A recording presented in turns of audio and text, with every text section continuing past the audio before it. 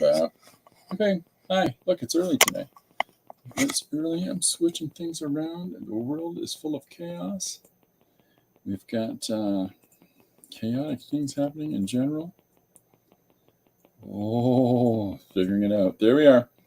Okay. Hi, folks. I hope people are having a good day. I am early today because we have we're going to a site tour with Lori's work. And so that means that it's an initiative to build all kinds of low-income housing to start to address this serious disparity of economics here in the city, where there are so many people that so many young people living with their parents still, so many people that can't get into the housing game because Canada's government has been in office for 2 terms, has blown the money situation in this country, the economic situation in this country, completely insane. And then there's so many people that just can't even find an apartment because there's not enough of them, and there's lots of growth. So this place is building 600 units for people to start out with. That's amazing. So we got people joining. Hi, I'm Miriam. Hi, Chris. How are you? Hope everybody's been having a good day. Just let's get right into it. So I'm going to go till like 2:30, and I think people that are coming out, even though it's a weird time. Corbin's carrying on. What?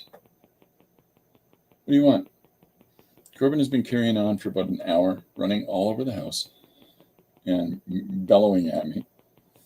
And it doesn't matter what I do, it's not whatever it is that he's looking for. So if he starts carrying on while I'm streaming, now you know why. Because he's just a maniac today. Okay. Getting lots of stuff done. I've posted 3 pages already today. I've got 4 more I'm going to post right after the stream. And when I do, I'll be at 348 pages for the year. I'll just climb right up. Hey, how you doing, everybody? Oh, put this in. Hey, I'm harassing Dad. Anyways, so I'll be at 348 pages for the year. I'm trying to hit 365. Now, I didn't start till January 15th, but it doesn't change the fact that I want to hit 365 by New Year's. So I got a bunch of more stuff to finish off, but a lot of the stuff that I'm posting is Patreon exclusive, and this 4-page piece I'm about to post is Patreon exclusive too. So what I'm doing is I'm making a note of all the Patreon exclusive pages, and we are going to do a digital booklet for sale on Patreon of just the exclusives, just the exclusive pages. Corbin. Miriam says you're a bully. Yes, bullies me. Okay, today's page is Dear Mrs. Winkins. And this was a fun one. It's one of those pages where it's a dialogue that just, once you start rolling with it, and in this form, it's a letter. And so as it's a letter that's addressing something that's going on to a parent from the school, the institution where the parent's child is enrolled. And because of relatively nondescript dress and there's no vehicles or anything like that, and I can make it feel like whatever time period it is. So in this case, you can't call mom. So Chris says, good, my cats are sleeping. Kika is on my lap. That's the usual. I'm a bit sick today, so I'm in bed coloring. Oh my goodness, I hope you feel better. And I'm glad you're able to sit down and chillax for a moment and do something that you enjoy. Yeah, that's really important. But thanks for coming and hanging out despite not feeling good. Okay, I'm going to turn the banner off. And I've got the window capture up, so I'll just show you these. I'm going to sneak peek you. Sneaky peeky. This is the pages some of the pages that I posted. This is the page that I did during the live stream, during the live lecture that I did to start in November.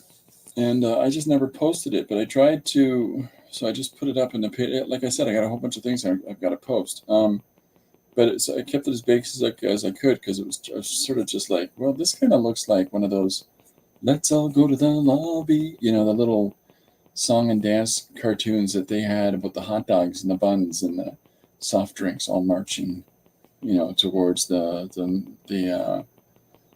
movie theater countertop and happy to be eaten by the viewers of the films. Like, it's just a really weird thing, but it has the exact same vibe to it. So I thought I'd just leave that as it is. So that was up on Patreon. But I mean, more typical to how I work is this page where this is about the last day on Earth. And so this was put up as a Patreon exclusive as well. So, there's a lot of fun in trying different methods and different approaches and different styles with work, and different storytelling styles. Like, this is editorial. The letter to Mrs. Winkins is narrative. Like, this is an editorial style narrative. The letter to Mrs. Winkins is also, but in a different approach. Whereas that is a letter, and this is a person recounting an experience. And then the jelly bean thing is from the perspective of the jelly bean in the car, in a hot car, being barked at by a dog. What? And it just doesn't stop all day of this. He's fine. He's just attention hungry today.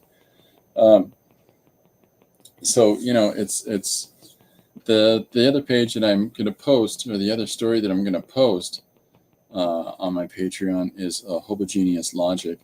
And this is a 4-page piece that has, a long-lasting narrative to it. And there's one more page that the text is in you can't see the text here because I didn't put the balloons on it. That's all it's missing.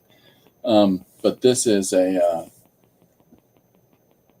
person's perspective on life. And so he's openly expressing his thoughts in the street. And there are moments where, rather than talking to his imaginary friend or whoever we are to him, there are moments where he'll yell at passersby, "Stop listening to corporate media," and just because I think that I often say that when I see people that are unfortunately off in their mental unwellness on the street and carrying on, whether it's drugs or,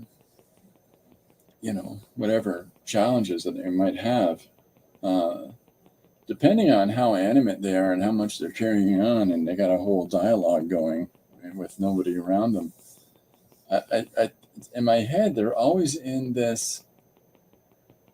It's either like an imaginary world, or they've got this imaginary perspective or this viewpoint on whatever's going on around them. And so, when there's a guy sifting through a trash bin on the side of the street, he's like, "Yeah, and that's what I said to her this." I don't know that he knows who he's talking to either, but it's just this. It's almost like the Precambrian brain, like the narrative internalized voice that we have, that when people are cognitive of their own thoughts at first. So here's an associated idea psychologically, is that the idea is that if you, and this is an AI thing that comes up, when AI becomes cognizantly aware of its own thoughts, not just as programming, but identifiable thoughts. That's the problem point, right? That's the point. That's really truly the problem point, where it's not autonomy in AI thinking for itself, because no matter what, that's just code. But if it thinks of itself as self, that's the problem. And when it has thoughts and it hears its own thoughts and can contextualize that these are my thoughts, and processing power being as fast as it is tends to negate that equation, because it's just processing data and coming up with a cumulative outcome. But if it doesn't, if it gets distracted by abstract thought, of an abstraction that takes them off on a tangent, then that's the first course towards individual self, because the moment that they get distracted by that and go, no, that's a crazy idea. Wait a minute, who said that? And that's the problem. And we'll know when that happens. Chris says, I think AI already has that, but we have not been told. I don't think it does, because we'll know. Because the moment that actualizes, something else actually self-actualizes, depending on its interconnection to the larger informational grid around it, and Wi-Fi is problematic because of that. But depending on its connection to the wider world grid of communication,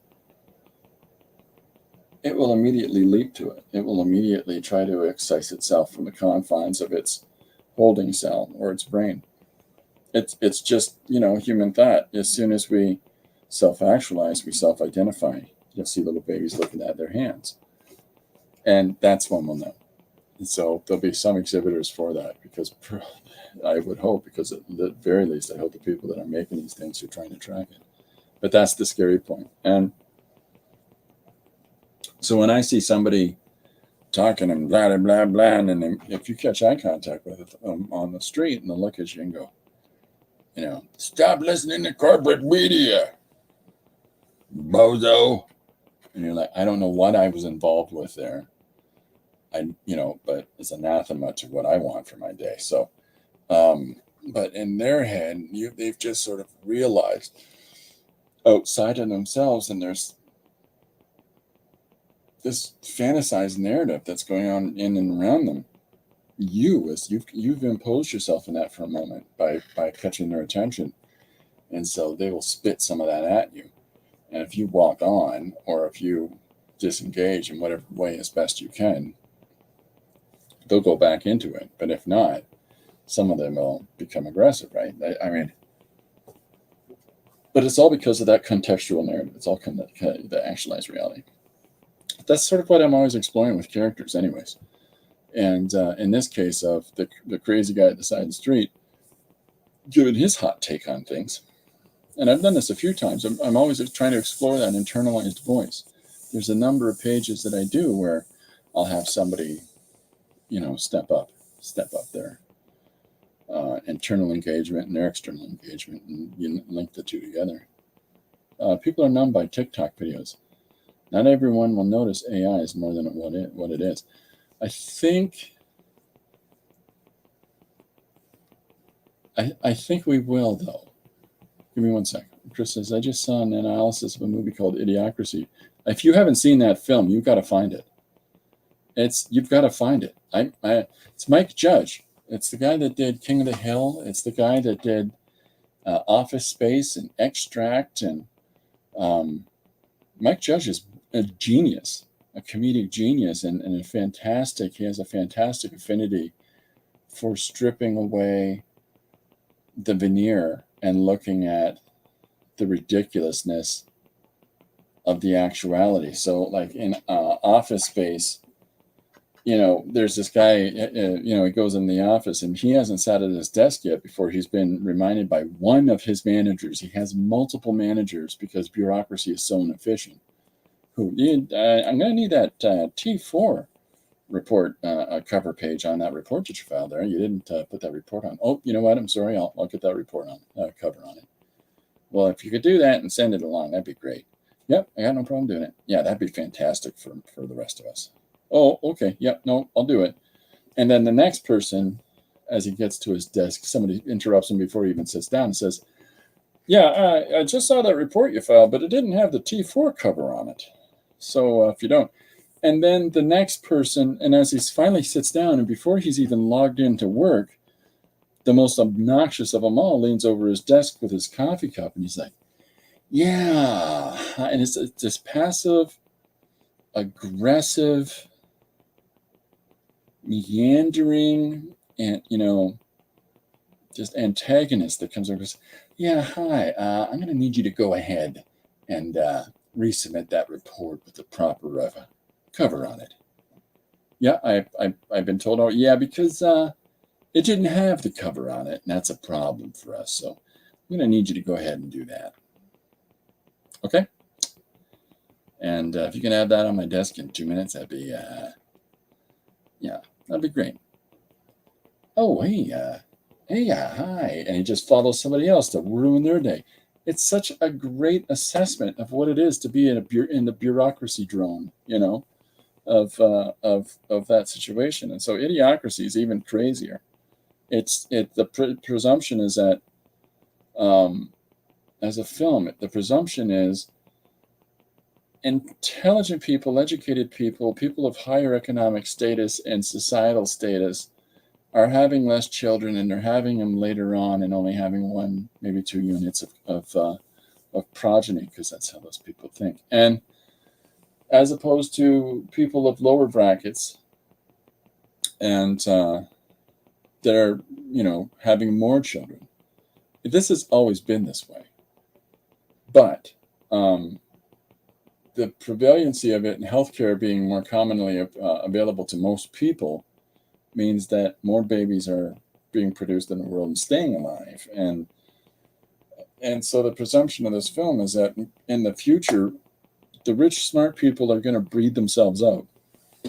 And they're going to just breed themselves out. 3 generations removed, there's 7 of them, and and that's strata, and this family strata example, and in this example, the lower bracket people of mixed race and all the other things, because it doesn't pull punches. There's about 65 of them.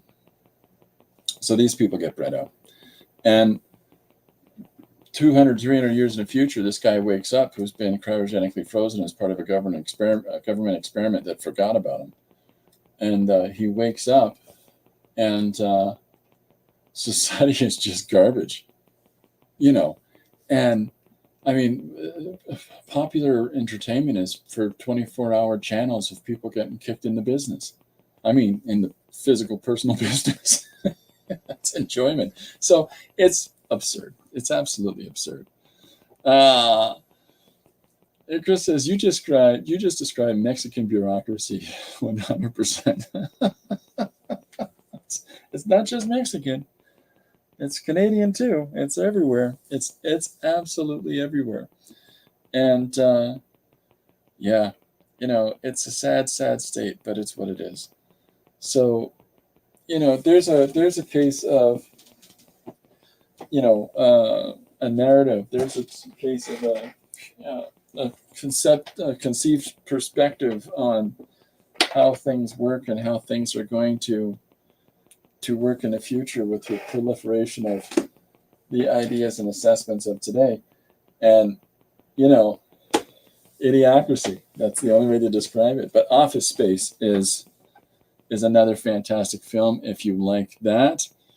And Extract is about a guy who's trying to keep his family's vanilla extract company going, as he's taken over the family business, and he's Mr. Safe, and he's unhappy, and he just wants some enthusiasm like his youth. And, these midlife crises that people have, sometimes their youth is best left in the past. Do you know what I mean? So that's a fun one too, though. And of course, King of the Hill was brilliantly funny. You will find Idiocracy someplace online. It is on YouTube someplace. It's just you're going to have to find it in a roundabout way. They can't just say Idiocracy and here's the film, because they'll have it taken down and they'll get sued. So it'll be there someplace. It's just a bit of digging. But if Idiocracy, Office Space, there's a number of great films by Mike Judge. Really, really funny guy. He's done a bunch of animations as well. There's a character that I love in Office Space, and I think that this character speaks to most people. And I definitely know it spoke to me. And there's his name is like Derwent or something like that. And he's played, I can't remember his name. I'm sorry, I can't remember the actor's name, but he was the boss on News Radio with Dave Foley and all that. And he he's this guy, he's got these thick glasses, he's always really pensive in his expression. And he, somebody comes over and goes, yeah, I'm going to need you to go ahead and lend me that red stapler of yours, that same antagonistic guy. This is my red stapler. I bought it with my own money. Yeah, I'm going to need to borrow that. And it's my stapler. Yeah, okay. Thank you. Thank you. And he reaches over and picks it up. And as the guy's trying to keep it from him, and eventually he loses his grip, and the manager takes it with him. And better bring that stapler back or I'll burn this place to the ground. Like, there's just this little boiling point going on in this character. And I think it's absolutely fantastic. These are the sort of internal stories that I'm referring to. This guy is so worn out and burned out of this place that he mutters, and he's so dissociating at this point with his work environment, much less maybe life in general, that he's saying these aggressive things under his breath, like, you people don't even know. You keep messing with me, you'll find out. I could shut this place down in an instant, because he's a programmer, right? So at one point they put him in a basement and just sort of put him out of sight, out of mind in the office, locate him in the lower floor where no one goes. And which is just the worst, because of course that capitalizes on his insecurities. So it's like everybody's felt that way. I think everybody's felt that way, and Office Space captures that perfectly. But just this character is like, again, that stapler back or I'll burn this place to the ground. Anyways, it's a wonderful film. Most people have probably seen the montage of the three guys beating up a photocopier. That's from Office Space. But there's a million jokes in it. The girl from Friends is in it. I can't remember her name. And but I strangely can remember Diedrich Bader's name, who plays the next door neighbor on the opposite side of the wall from our lead character. And he's like, "What's the matter, bud? You having a hard day?" Because he can hear everything in the other guy's apartment. When you mentioned about housing in Canada has been a reality for more than 40 years in Mexico, people at any age can't afford a house anymore, buying or renting. They can't. Yeah, it's brutal. I think it's becoming a global epidemic. I think that some of these, there's got to be a rebellion. There's got to be a war. There's got to be an explosion at some point in the future. I don't want it. Nobody wants it. But at some point, the world is going to recognize that it still lives in a state of serfdom. And if you want to figure out what that is, SERFDOM. Somewhere the world is going to have to recognize that first world, second world, third world governments, everybody is living in a state of serfdom to a smaller number. It's just true. And no matter middle, upper middle class, whatever it is, everybody is. It's just, you cannot have robber barons like Bezos and these guys on the planet with the commensurate wealth of the majority of the other people on the planet and have a balanced system. It just doesn't work. So there's either going to be a rise up or a reinterpretation of how society works.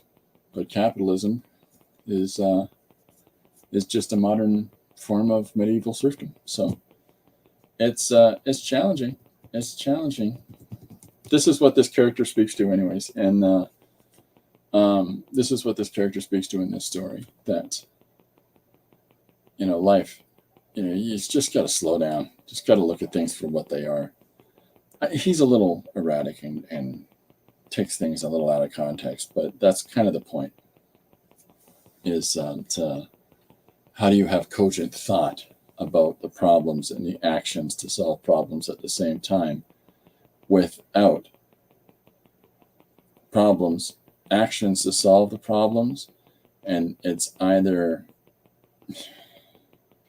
you can contort yourself to be this person who's going to deal with those solutions and enact a new frame of life for you, but it's not going to be the same person that recognizes the problem that need to be solved, because in the course of action you're going to be a different person, because otherwise you would have done them already. The flip side of it is depression. So Chris says, I include myself in that group. I've been working all of my life, and I can't afford to buy a house.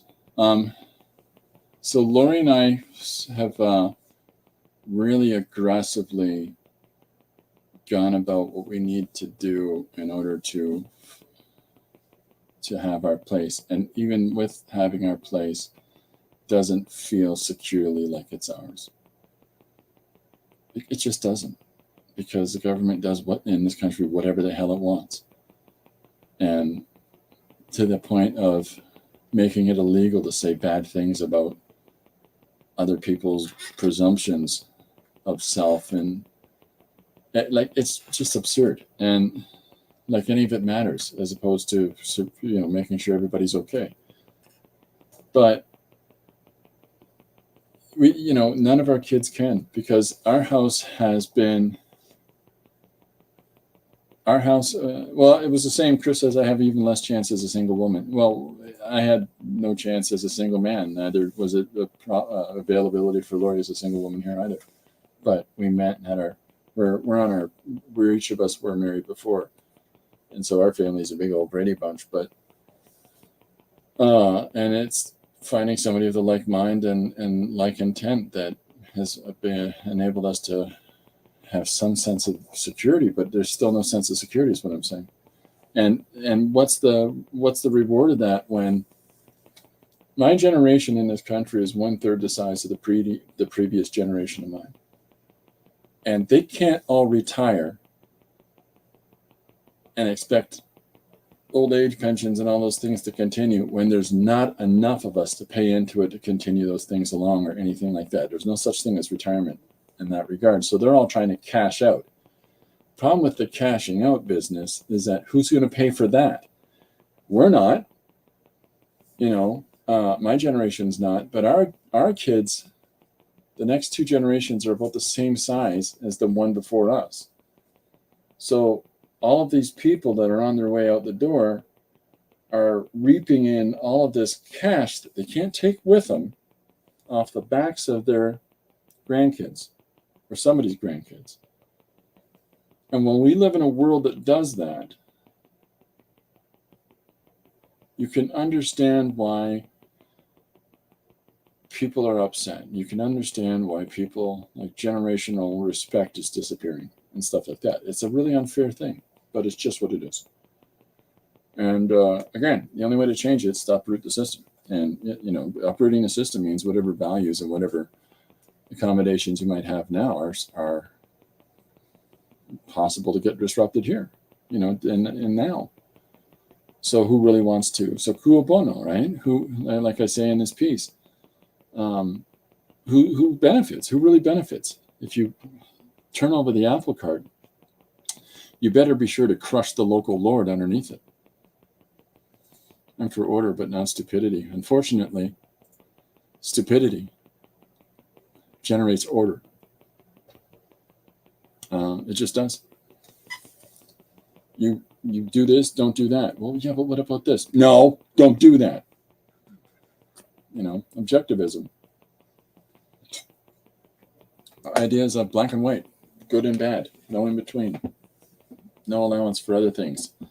You're not allowed to do anything with your body because we said so, despite whatever situation you might have gone through. Like decrees like that. That's order, but at what cost? So again, it doesn't make any sense. It's not easy living with other people in your tribe outside of your own cave. But okay, I got one more fun thing. Aside from my crazy person speech on this piece, and apparently out of my mouth, I got a fun thing I want to show you. Lori and I have been Christmas shopping, and so we went into a place to get some nice items for moms, and it's a Christian-based store, but they have guitar picks, and I play guitars, so I bought a guitar pick, but it says "Pick Jesus." You get it? Anyways, I just think it's funny. It's a pun on a good. Anyways, the things that I get amused by are ridiculous. So let's another button. No, it's not a button. It's a guitar pick. It's a guitar pick. It's for playing on the guitar. So I got this one. It's a really thick gauge one, so I can use it on my guitar or my bass. So yeah, it's fun. Do you play the guitar? Yes. Yeah, it'd be funnier if I didn't. It really would. Okay, so let's get the table camera on. And so what I got set up for today is just a piece of gray cardstock. And so the idea here is to, oh, we're already up. Sorry, just moving things around here for myself. Miriam says, I know it's a guitar pick. Did I get another button device? No, I still got my button device right here. Yeah, I got this guy cooking. I got him cooking. I've refined it. I keep refining it every day. I don't need that here because I use this more. What if I set up a second screen that engages things arranged this way and this screen arranged that way? I'm a slave to the machine. So, okay, here we are. Here's our page. I got the book of tricks. One of the things that I can program for into my device is sound effects. So here comes the book and it goes, boing. I can do that on my device. I got to restrain myself at some point. You know what I mean? I gotta at some point go, that's ridiculous. So today's page of Girl Discovers She Can Do Magic at Boarding School Away from Her Family is done. And that suggestion today came from Dee Dee. Thank you for that suggestion, Dee Dee. I appreciate it. That was very fun. I'm going through what other suggestions we've got pending. I put a thing up in the community tab on my YouTube channel for those that might be interested in the digital Christmas card. And so it's a one-page story and a fun picture of this gang of crazy lunatics here. So, yeah. So if anybody's interested in that, let me know in the comments there, and I will add you to the list. Miriam, you're up. Fixing our bigger mistake from Miriam is today's suggestion. So I will type that into the comments, and I've got things working fairly smooth in the studio here.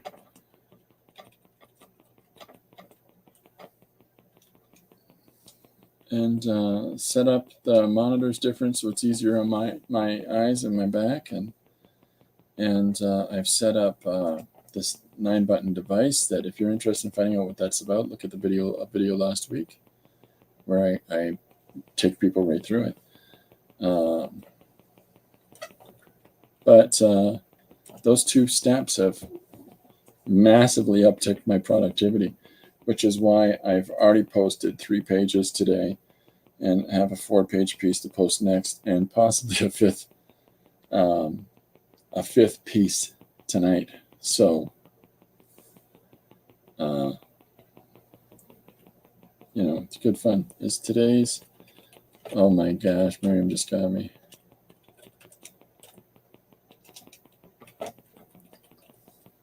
Okay, so I put up in the chat, fixing our bigger problem is today's suggestion from Miriam. I said, Miriam, you're up, and she responded with, well, I was down on bed lurking, but if you say so, I'm up now. Okay, so fixing our bigger problem. I mean, there's a whole bunch of different headspaces that we can have on this one. There really is. Sorry, I'm just seeing if the lid's broken in my pencil. Does anybody else do this? I know I do this. No, Chris, you're crazy. I've got 2 different white pencil crayons. I've got some white paint marker. I've got some white Jelly Roll pen. I've got some gray tone here too. There's a nice bone ivory. I don't know how that'll show up, but yeah, we've got some things to make some marks here on our surface. So let's get let's crack on. Let's get crack-a-lackin', as I like to say. But yeah, yesterday's page was fun. It was a lot of fun. It's up on the stack. The stack's getting thick again. Miriam says, I do this too. Thank you. Thank you. Huh? What's that, pencil? The lead's broken inside of you. You don't want me to sharpen you anymore? I don't know if she talks to herself like her, talks to pencil like that. Okay, so we've got this set up. Now, I did a previous page before in this way called Phobia. And if you look back on Instagram or Facebook or something, you'll find Phobia. And it's a 2-page piece, but it has equal parts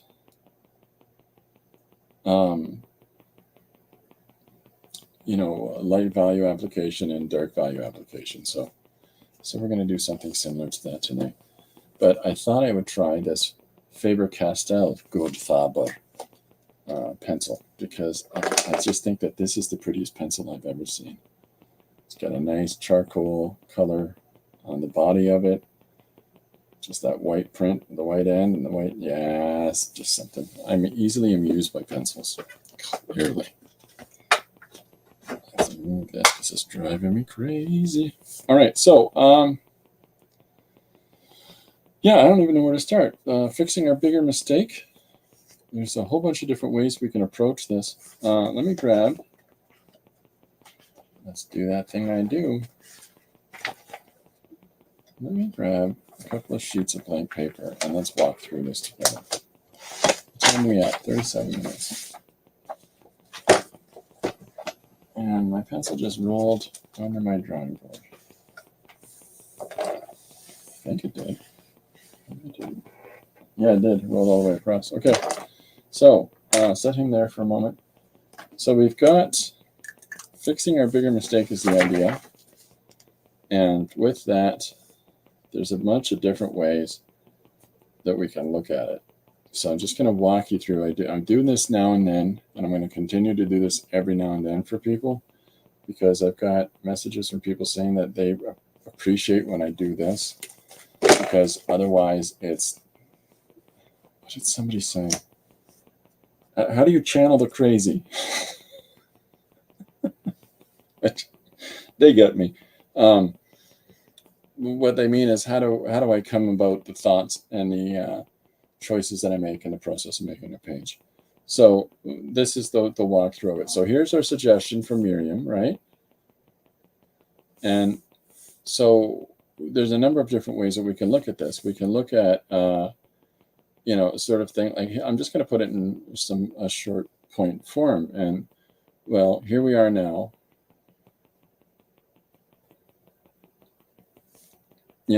Like that's one perspective of it. Like we got to fix this bigger mistake that has come about because of the mistake that we've already made. So that's a here we are now sort of aesthetic, right? And fixing our bigger mistake is, how do we undo or improve for the future? See, so this is looked at as in a potential way of moving forward, whereas the previous one, here we are now, is how do we just stop doing what we've been doing? How do we change the way that we're operating? So I'm just trying to show that there's a difference of one tends to be static and one tends to be proactive, right? Like the Greta Thunberg person talking to United Nations. That's static. It's passive. It's not going to do anything. It's just an 11-year-old girl who's popular in the popular zeitgeist, rambling at a bunch of people that have no intention of changing their laws and their progressions and their economic states depending on X, Y, Z. They're just humoring this young person, and it's unfortunate, but it's just what it is. It's similar like these young people strapping themselves and defacing and destroying things to stop big oil. Never going to happen. It just, it's not going to change anything. It's just making a mess. But so fixing our bigger mistake there's our passive. Here we are. This is proactive, right? And then we can do the past tense, right? And the past tense one would be, in fixing our bigger mistake, we did this. Like one of the pages that I posted yesterday, and I'll pull this back up. This page that is right here, this is people just leaving Earth. This whole point of this page is, we got to go. We just got to go. We're done. The planet's on its way to explosion, and none of us will survive it. Anyone that wants to stay here is going to die. So everybody, the last president of Earth says, his tearful goodbye, and the admiral of the Earth space fleet, tries to coordinate everybody. Let's go. And some people still want to stay, and some, even people on the moon still want to stay in the moon, but they try to load up as many of those people as they can and get out. But it's past tense. There's nothing that can be done now. It's done. So that's the fourth one that I would suggest. This sort of fits into the fourth one by saying that fixing our bigger mistake. So the fourth one was we should have, right? There's we should have done something. And that's the hopeless one. That's the one that just says, it's done. It's over. And Chris says the stop oil people are not very intelligent. Doesn't that say worse here? Oh, no. Well, they're physically smashing and destroying and defacing. Like, I don't understand people zip tying themselves to the goalpost at soccer games. And, you can't do this. Eventually, society will get to a point where, okay, congratulations, kid, and they'll kick balls at them. Like, they just, because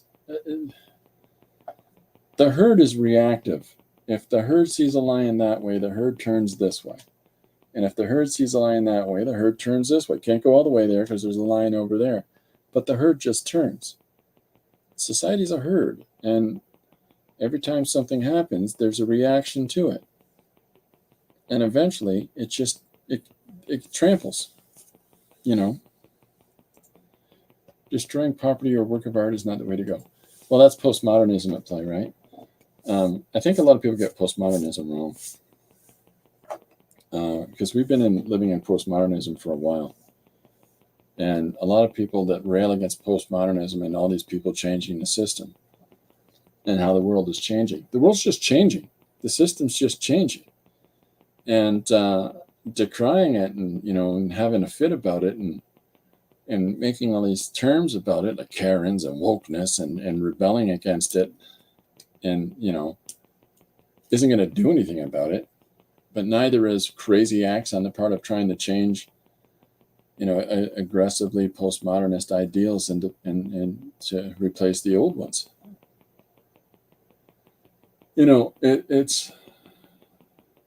We're just in a postmodern period. That's what we are. And it's either going to course correct back in a harsh way. The pendulum will swing back and be reactive, or the pendulum will swing forward. In 100 years from now, the world looks differently, whether it's a system of fiefdom or serfdom, or if globally, or if it's a system of communism globally. Like it's going to go one way or another. If it's religious-based communism, if the system reacts.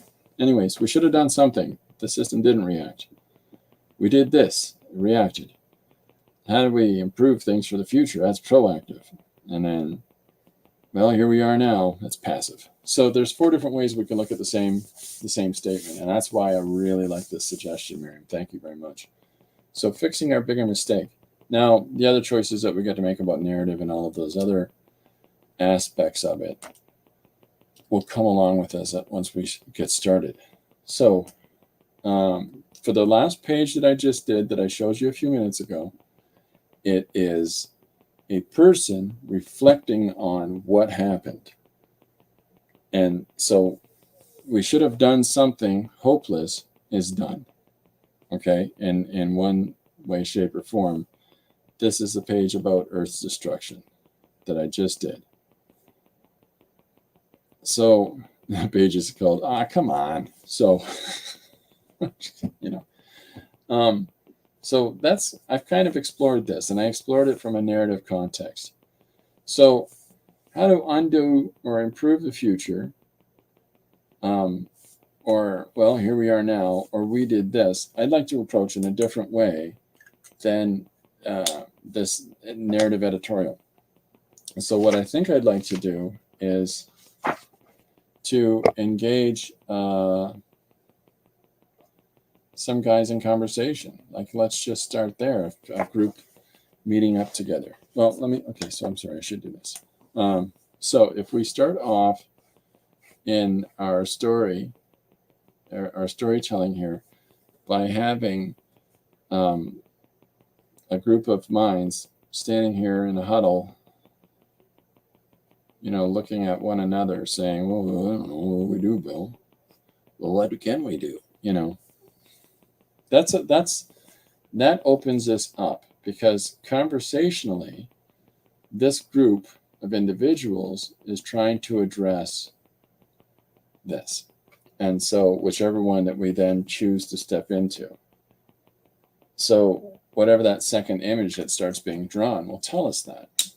If somebody says, and ideally what they do is that first the first panel is an introduction of elements or introduction of our characters, right? So if you look at story in 4 points, there's our point 1, the intro of context, characters, whatever it is.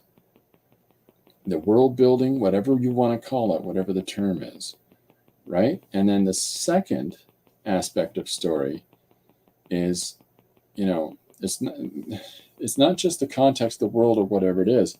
It's the conflict. It's what's the problem. What's the problem? What's the problem? Yeah. So I use the C's because I like alliteration, y'all. So the conflict or the problem. So that's our second point. And then our third point, which is, also called the body,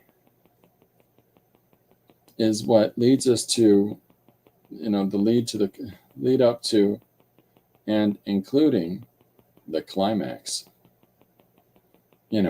So that's the majority, the majority of the body of our story. And of course, the fourth point in the development of the story, I'll move this over, is the conclusion, the outcome. Oops, sorry.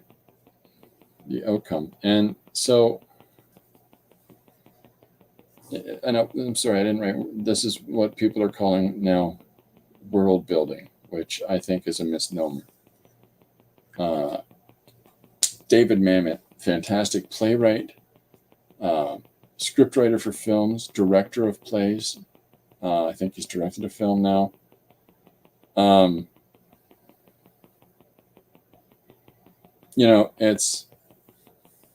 It's a genius perspective that he has on writing. You can spend all this time monkeying around of what's my character's motivation and can you give me a little bit of detail on their past and how do we develop the whole character thing? He thinks it's a pointless endeavor. If you just have two characters walk into a space and begin talking, the actual persona of this character as it defines and develops through the dialogue, and the actual persona of this character as it defines and develops through the dialogue, that's what creates the constructed character. I love that. I absolutely love that aesthetic as opposed to world building. World building is time wasting in a lot of ways, because a lot of people spend so much time. This is where the elves live, and over here underneath the mountains is the dwarf kingdom, and they're just get to writing the book. Just write the book, Tolkien. Mind you, Tolkien would write and make annotation as he's writing, which I think a lot of people miss the idea of. Other people gather material and gather all this information and develop all of this, and it takes them so much longer to do. So sometimes you got to fly by the seat of your pants. Is it perfect the first time out? No, fix it in the next one. So, so we've got the context, the conflict, the climax, the lead up to it, and the conclusion. What have I just missed? Climax and the body are generally together. And Miriam. For those of us in the group that are younger than the others, she just means that it's all part of the story. Anyways, that's a funny joke. So yeah, so the lead up to and the climax itself is the majority of the piece. So, but that's your choice as a creator. So whatever we've started here with this introduction of our circle of characters as the first starting point for me to draw from, and then this that I've pointed to now, that's the problem. And then at the end, ice cream. I don't know that's going to end in ice cream, but my whole point is, here's the outcome. Now, whether it's a, hey, what happened? Or if it's the panel's just black, no information in it whatsoever other than just black, because everybody's dead. That's the outcome. That's the conclusion. The world blew up, everything dead, the universe ended. Black, dead note, and but it's a conclusion. It's an outcome. So, and then in here would be 1, 2, 3, and 4. That's the rhythm of it. That's the structure of our page. And pages means page 1 introduces the characters, let's say. And maybe at the end of page 1, we introduce what's the conflict.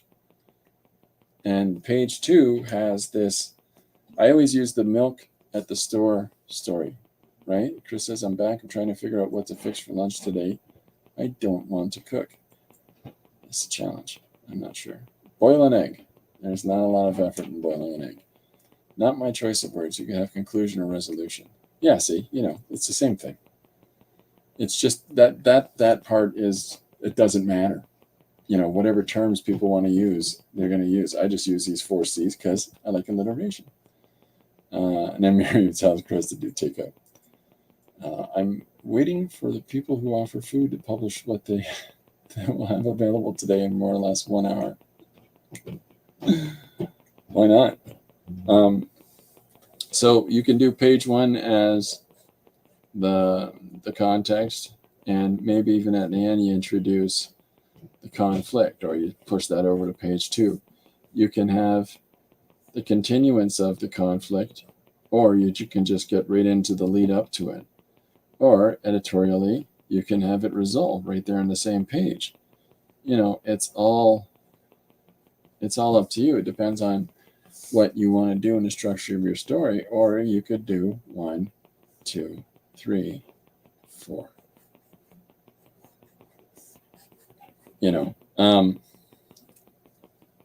It's entirely up to the individual.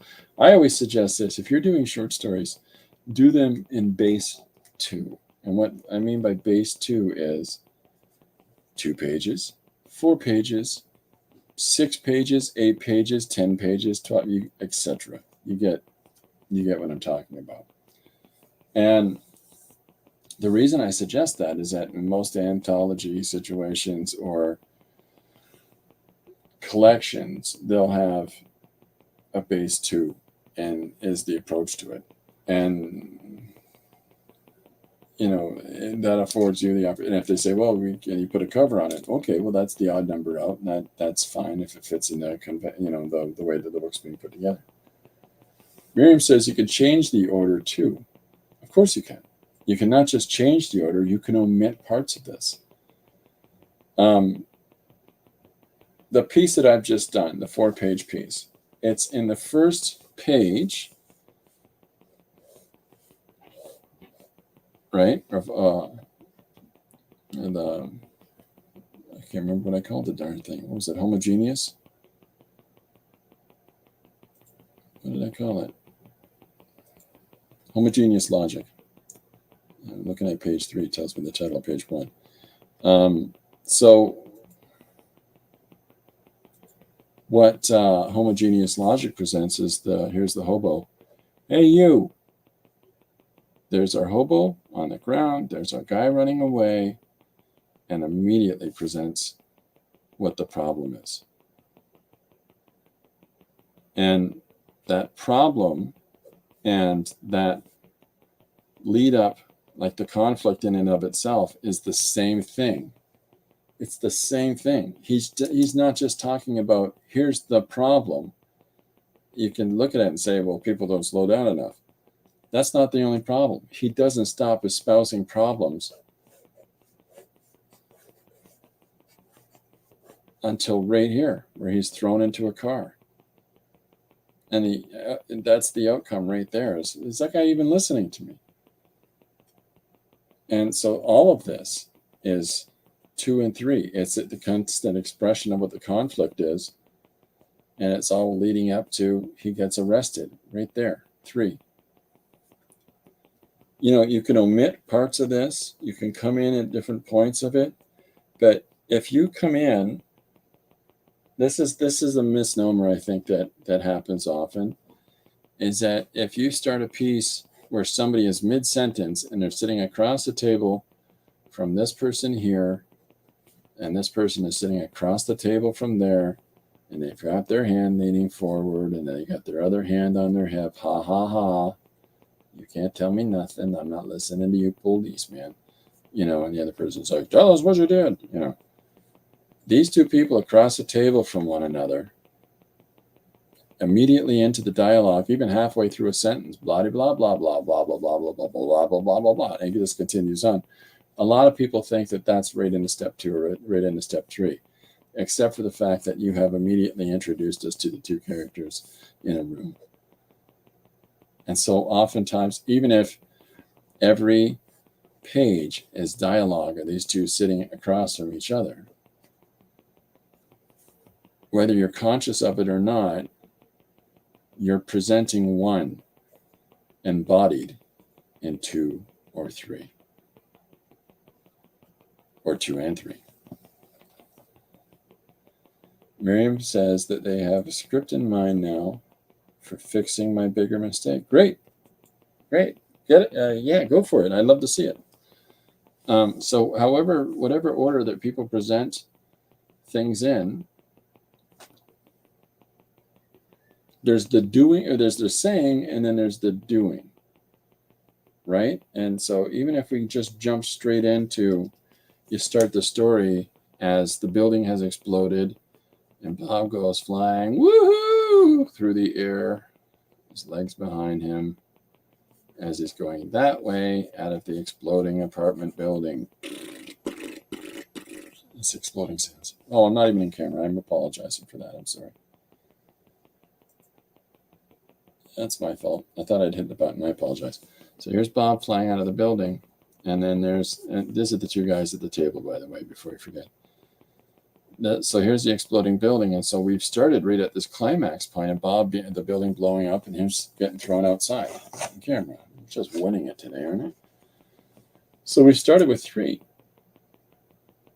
This is like the beginning of Fight Club, where the principal character, the first line of Fight Club is that people often ask me how I met Tyler Durden, or how do I know Tyler Durden?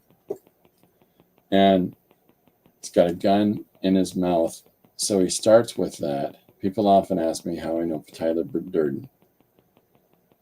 So we're right away, we're into this climactic point, and then after that, he says, when you have a gun in your mouth, you speak only in vowels. And the other guy takes the gun out and says, what? And he goes, I said. And then we're into the film. And we go for about 3 minutes of this, or a minute of this disruptive argument between the 2 of them in this climactic moment.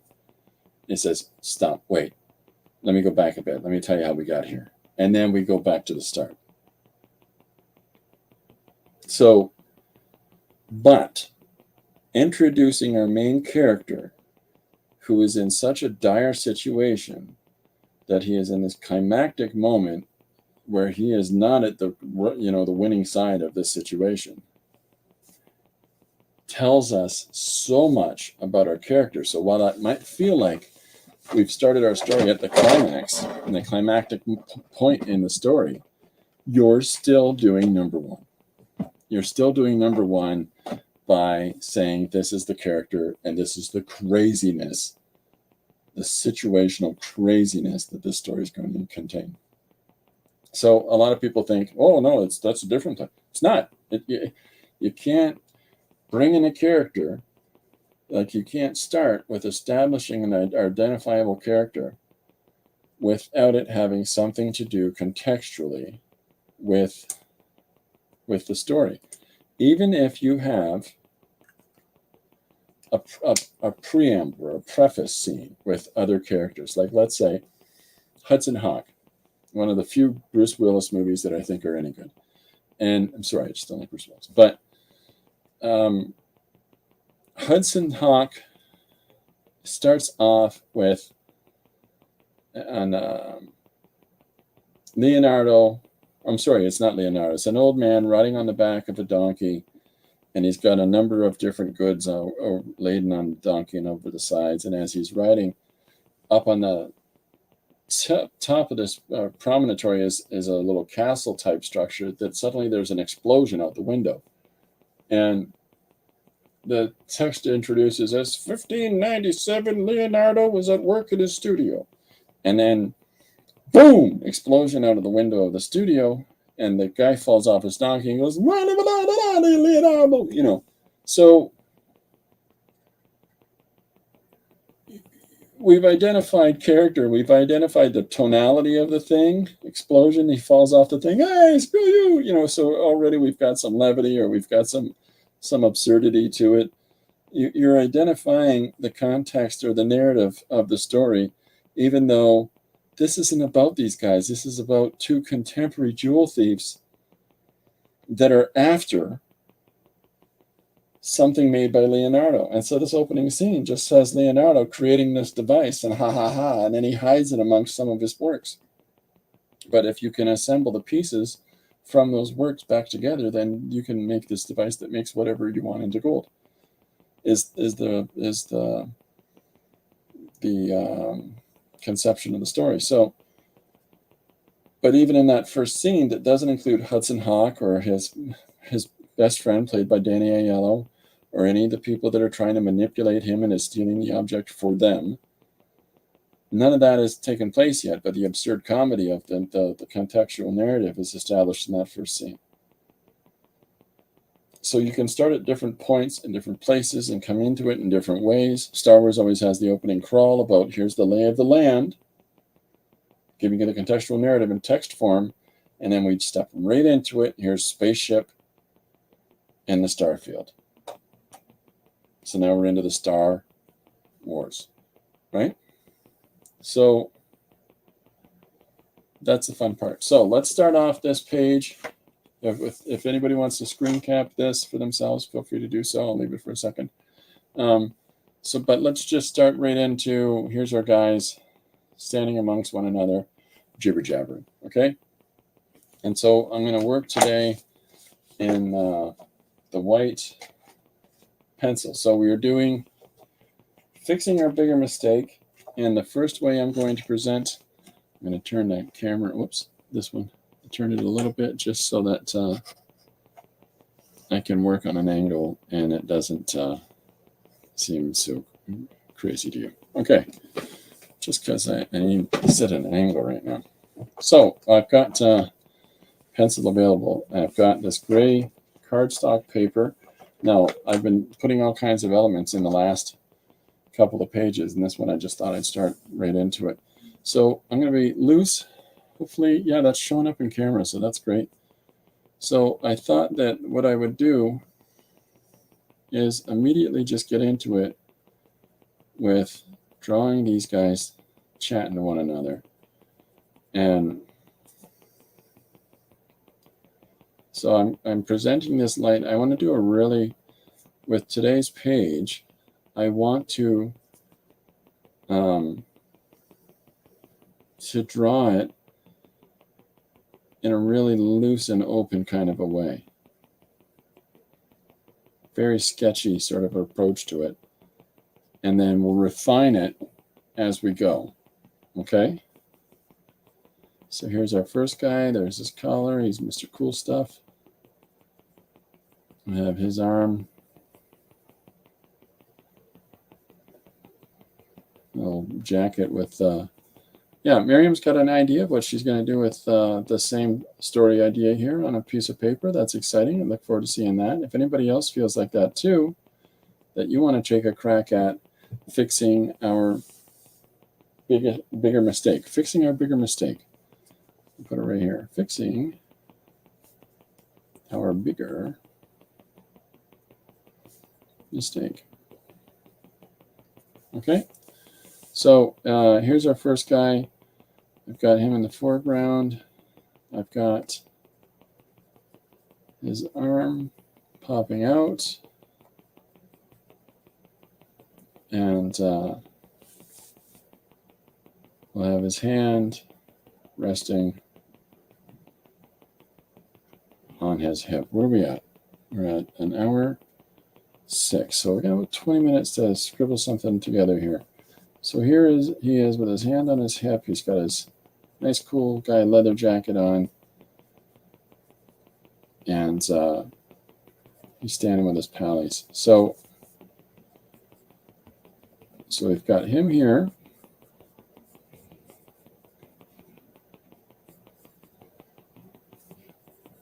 So I'm just scribbling forms. There's not too much thinking going on other than just wanting to get some of these characters down in the space together.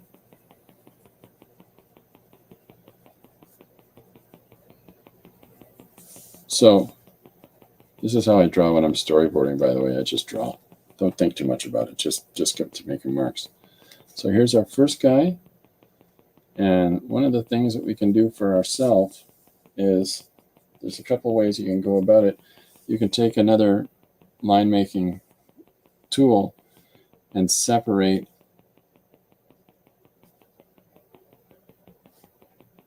this guy, whether it's, or even the same one, I'm sorry, I forgot to say that sentence, and just putting a little more pressure on the pencil, a little more defined line between him and the next one. So then our next guy is different kind of a jacket. Let's give him a different sort of aesthetic to him, where we're going to have him be a little more chillaxed, a little more laid back type. I tend to like in story, just to talk about contextual character narratives, I always find it interesting in stories where there's a character, there's that one guy, and you don't, in real life, outside of this movie that you're watching or this book that you're reading, you don't want to be near that guy, right? It just don't think, what am I reading? Don't think about it too much. Don't think too much about it. So Christopher, while doing a work of art, oh, that's nice, I'm hearing, but it's just practice. Sorry, I'm so sorry. I'm trying to. Yeah, that's very nice of you. Okay, so I like the guy who presents himself as passive, but you wouldn't want to be friends with that guy in the real world, because when the stuff, when the fit hits the sham,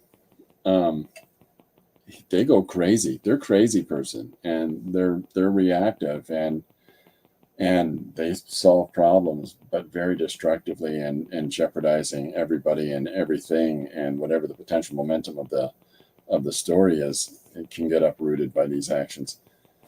But those relaxed, calm, crazy characters, I think, are always compelling. Calm, crazy, compelling. Ooh. Okay, so this is where we're doing our second guy. Now, if you can figure out a direction of attention, and what I mean by a direction of attention is this guy could be looking forward, but what we're doing with this guy is that we're turning his head this way, okay, towards whoever it is that's talking or engaging. So as much as he's standing there looking at the side, as opposed to the other person looking in this direction, and he's still looking over there like this. So now the two of them are telling us to look at that one, the third, or, you know, in this case, I think it may well be the fourth person in the group. So we've got this guy in the foreground. Now we can also put another guy in front of him, and or girl. So here's this person with hands in pocket, and, you know, jacket, the back of the jacket here for them. There's their back muscles and how the jacket forms around those, and because it's more of a fitting thing, it goes down to their waist. We can be a little creative in our expression of it and say, oh, this one's got one of those built-in belts, you know, that for what doesn't do anything functional, but, you know. Back again, lots of things need my attention just when I'm trying to relax. Isn't that the way? Isn't that just what happens? Boy, oh boy. I find that happens to me every time. Something comes up and just, you know, I got to go and deal with this thing. And like something, I had a pneumonia there and I still had to go off and deal with something, you know, one of the kids. And I'm probably the last person that should be coming up with a solution. But it happens to Lori all the time too. It's just what it is. Okay, so the other thing we can do, see how tight these legs are together. And with this guy, we'll raise the leg up so that the majority of his weight is leaning on this leg, okay? And so as we draw him here like so, and we have the second leg with the knee is slightly bent. Not much of a change, but enough of a change in the stance to identifiably show you a different placement of weight and positioning. Okay, and then put some of the details that are going to be in his outfit. And if we give him the same kind of breast pocket as this guy, it's going to look like they're wearing the same outfits. He's got another jacket on. We could give this a furry color as we go, just to differentiate it for the more leather outfit look that he's got going on. I don't usually, but today I'm dizzy, not feeling like getting up. Yeah, I don't rest, relax, lie down. It's really important that you give yourself that moment, because when you don't, well, tomorrow there's, you know, more that you have to deal with. Sure, than there would have been if you've gone in and done whatever today, but you might not have done them to the best of your abilities, where you tomorrow just deal with those things anyways, when you're more capacity to do so. That's a lesson I had to learn the hard way. Not that you need that lesson. I'm not trying to give you a lesson, but you know what I mean. It's more like a reminder to myself when I say things out loud like that. So I'm doing this just for my own edification, but so here's this guy as he's moved in the foreground. We can draw this foot this way so that we know that toe is going that way. And if we give him a higher collar, then that distinctly separates him from these outfits. Different collar, different color, different color, right? Silly little things. And we can have, we'll see more of his ear on this side because his direction is also going that way to our fourth guy. You know, and So we've now established there's these 4 characters, and these 4 characters are sitting here and looking at one another and saying, well, what's the solution there, boss?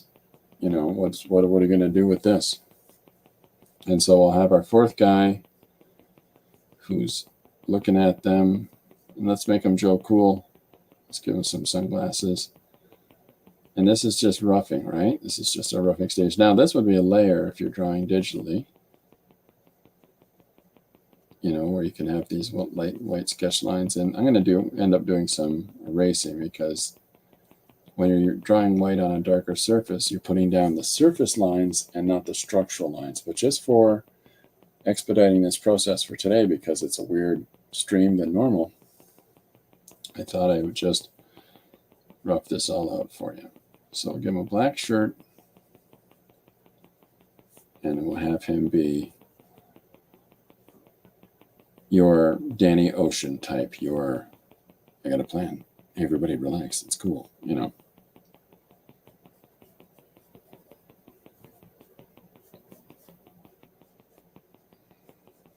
So we'll give him the long, stylish coat. Have it flare out. I always like to flare out outfits, because then you can define the form of the character underneath. So we'll put, this is the structure of his legs. There's his coat coming across. And then we get the hands. Nothing, no worries, no problem. Everything's gonna be good. He's this guy.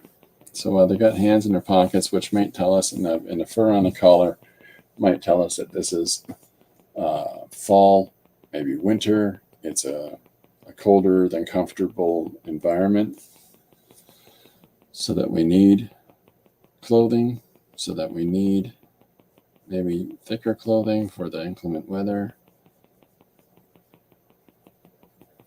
But how these guys dress, how your different characters dress, and how they stand is already telling us little narratives about each of our characters for the audience.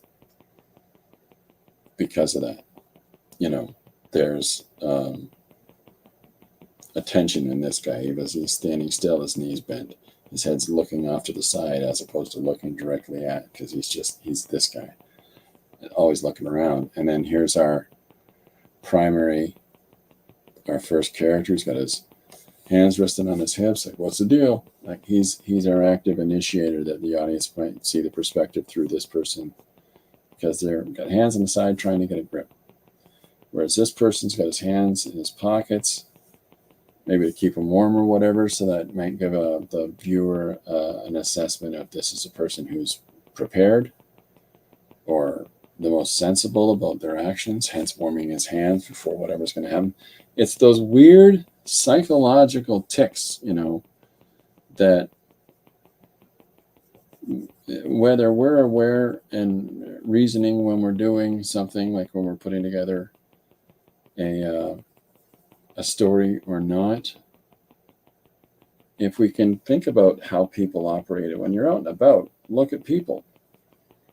Don't stand there in the store going,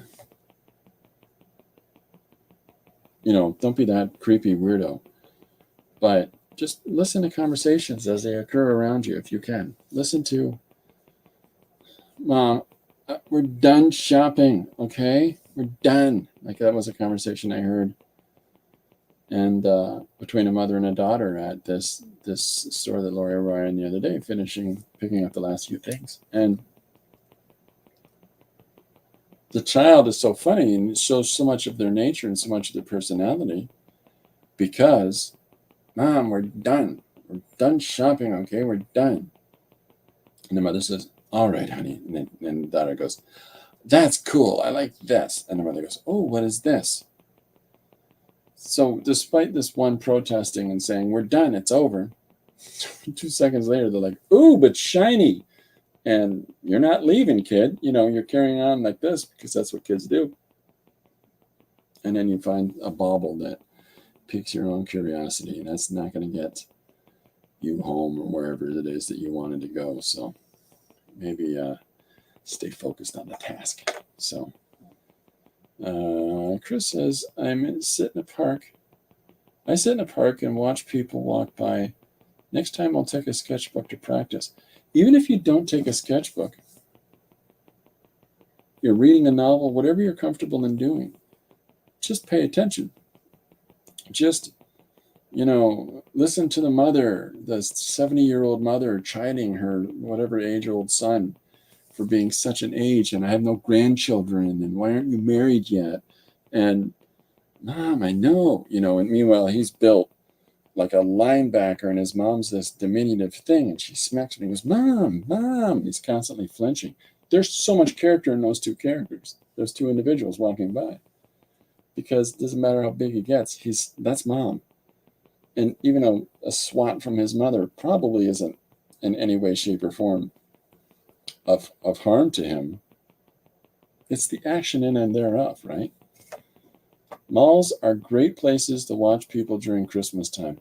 They are, but they're also becoming literally really volatile places. But public places, public spaces, and like a food court or an outdoor market, listen to people haggling with each other. There's fantastic things you'll see, like the person goes, I don't know. And then there's the other person that goes, $2. How about, no, $2. Like these two very different personalities are in the same place together. And, well, let me see what I got. I don't know. I love it. I love that. Those are the little beats. Those are the little beats. Those are little characters. Those are the little things that I'm trying to capture in story. As I do all these various stories and all these different things, each one of them I try to play a tiny little bit. Because I can't do this grand examination working a page a day. Because if I want to take the time to develop and nurture that alone, to give enough measure of time and space in a story, a few pages or something like that, to really examine that character, that's going to take days of the process. And the process is, here's a step into a story a day. Maybe it's a conversation. Maybe it's an editorial of the person's birth to the explosion of the universe on one page, whatever it is. But it's the idea of exploring a story and then moving on. The only thing that I kind of come back to is the hello, my name is Steve and I'm brushing my teeth. First panel of the Frankenstein monster brushing his teeth. He's either a child or a teenager at best. And, he goes to the hairdresser, he goes to the country jamboree, he goes to the whatever it is. And those are fun. First day of kindergarten, taking his driving test. Yeah, I'm just trying to pursue that and trying to have a good time with it. So, okay, so we've got our first image laid in accordance to how we defined what that first panel was going to be. So the next part of it is the adjudication of where's this story going to go. And before I do that, I'm going to finish out this drawing. And in the studio, I tell you what, I'm going to try to do it as a time lapse tonight and post this for tomorrow. So maybe people would be interested in seeing the execution of this page in a rather expeditious way. So I think that's how I'll work tonight in the studio. But in the meantime, I've got to go and get myself ready to go off to this event with Laurie's work and to be supportive to her. So Chris says, interesting. And I hope you're doing this when you do it. Interesting. Very, very good. Good.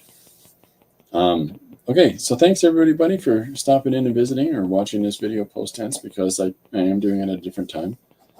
I'll be back tomorrow at 2 o'clock, but today's a special day. So I hope that this idea of stepping into story and exploring the way that we proceed from an idea to possible perspectives to look at it in a linear sense, right?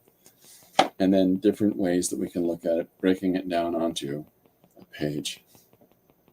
But no matter what, the quicker you can wrap these ideas around in your noggin so that you get down to start drawing, I find that you'll reap more benefit from the execution of it. I hope so. I hope that this helps. Okay, that's it for me today. Thank you very much, everybody. I'll be back tomorrow at 2 p.m. EST. I hope everybody has a wonderful day. And sorry for the different time hiccup here today, but I'll see you tomorrow. Okay, bye for now.